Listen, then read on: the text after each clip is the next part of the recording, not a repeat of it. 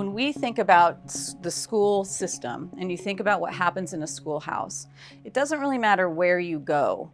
These things are happening. There's instruction happening in a school, in a building. There are systems at play in an educational environment or in a school.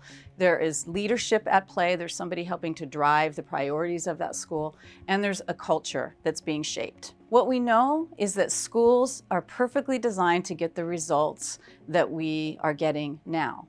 So what we know is that while they're designed to really benefit students in many, many ways, that there are still a lot of gaps in our schools. We think about the AVID College and Career Readiness Framework as a way to think about closing those gaps and a way to think about who the students are in the schools very, very deliberately. So this framework for us is a lens through which we look at student potential.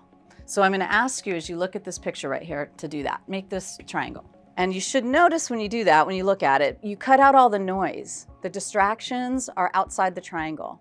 And you zero in on something that you're focused on deliberately.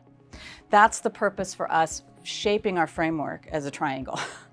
So when we think about our framework, college and career readiness, you're going to notice that there are words around the sides. So we have rigorous academic preparedness. Second side over here on the right is opportunity knowledge.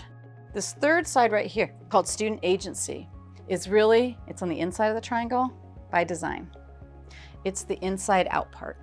We think about these three sides of the triangle here as the student outcomes. If your goal is to have college and career readiness on a campus, this provides definition for what that means. When we think about this is what students need.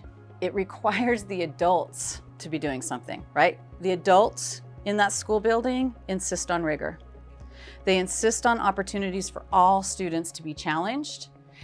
And here's the part about AVID on this. You can't just put kids in a challenging, rigorous environment by themselves.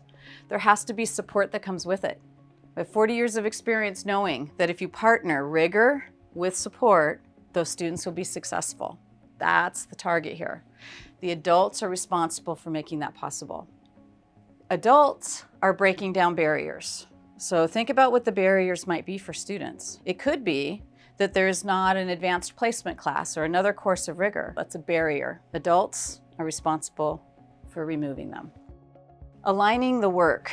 So on a campus, there are lots of initiatives happening in districts and in schools. As the leader of a school or in a district, it's my job to help align that work. And then last, advocate for students. And this is one of the areas that I think as educators we get super passionate about, because this is the part where you stand up for students. So I want you to imagine that you're wearing a backpack. And right now it's empty.